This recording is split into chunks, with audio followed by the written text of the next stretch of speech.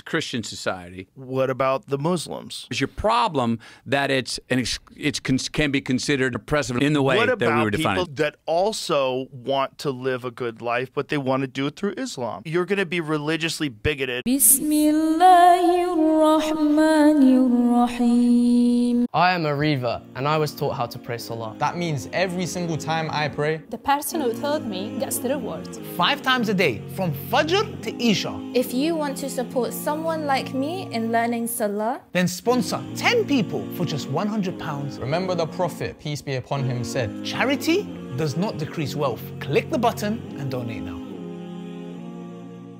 Assalamu alaikum, brothers and sisters. If you're watching this video and it's Salah time, please pause it and go pray and come back when you're done. Please check out the description section of this video to support the channel. I was sent a segment from Joe Rogan's podcast where he discussed the topic of Christianity and Islam with his guest Matthew McConaughey. Matthew made some interesting suggestions about increasing the influence of Christianity in the West, which Joe countered by making valid points about how Christianity should not be imposed upon Muslims. Let's take a look at the clip.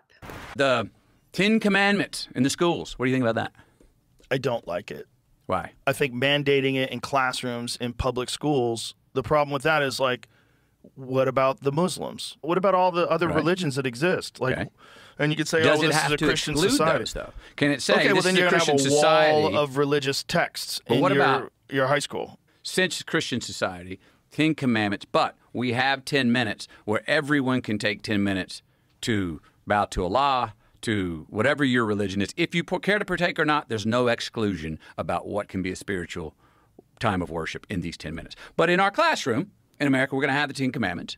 Now, my question then goes to this. Is there anyone in the 10 Commandments that you or anyone disagrees with?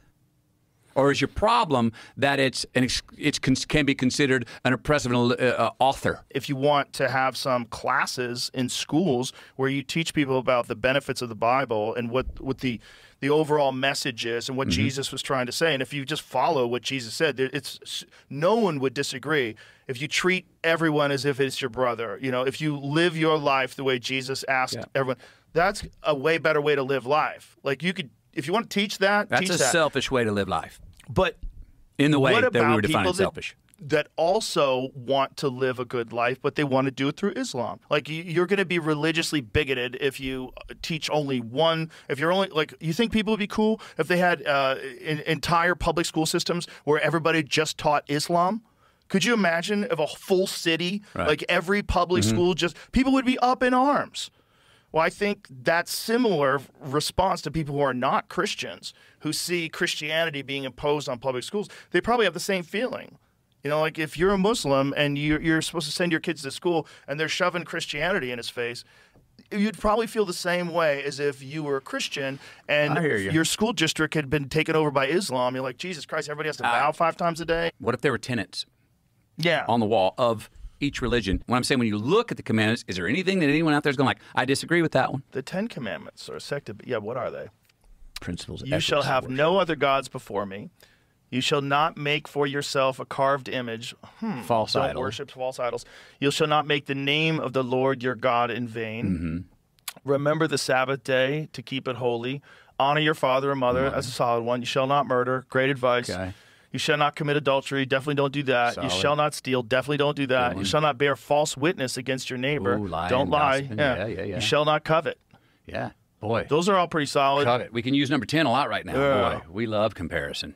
To be completely honest, both Matthew McConaughey and Joe Rogan made some good points here. As Muslims, we also believe in the values and teachings found in the 10 Commandments, as these principles are reflected in our own scriptures. Except instead of observing the Sabbath, Muslims observe Jummah, the congregational prayer held on Fridays. Moses, peace be upon him, is also a recognized prophet in Islam. In fact, he's the most mentioned prophet in the Holy Qur'an. Additionally, I would say the first commandment, to worship God alone, from the Old Testament, actually clashes with the modern Christian Trinity concept of a 3-part God, but I digress. Joe made the point that if the 10 Commandments were made mandatory in public schools in the West, it may alienate Muslims and people of other faiths. As I said, as Muslims, we would have no issues with this. Matthew came back with some great suggestions in response, as in every faith group would have the option to pray or not to pray according to their beliefs, and that the core tenets of all religions could be presented alongside the 10 Commandments. I would feel a lot more comfortable sending my kids to a school like this, rather than than the secular schools we have in the West that promote modern ideologies that are harmful to children. I also like Joe's suggestion regarding having optional classes for youngsters to learn about different religions, as I feel this would go a long way to promoting tolerance and respect between the faiths. Joe was also right when he said if people were to live by the original message of Jesus, peace be upon him, who's also a prophet in Islam as well as the Messiah, it would benefit society immensely. And I agree, as long as Christian methods of worship are not imposed and Muslims are free to worship as per our faith, it's a win-win. I appreciate Joe for considering Muslims during this conversation, and also Matthew for making adjustments to accommodate us in his suggestions. However, I think they would be pleasantly surprised to learn that Islam incorporates the 10 Commandments just as Christianity and Judaism do. Thank you for watching. Make sure to join my free Telegram group via the link in the description, and remember to like, subscribe and become a channel member for access to exclusive content. Until next time, inshallah, Assalamu alaikum wa rahmatullahi wa barakatuh.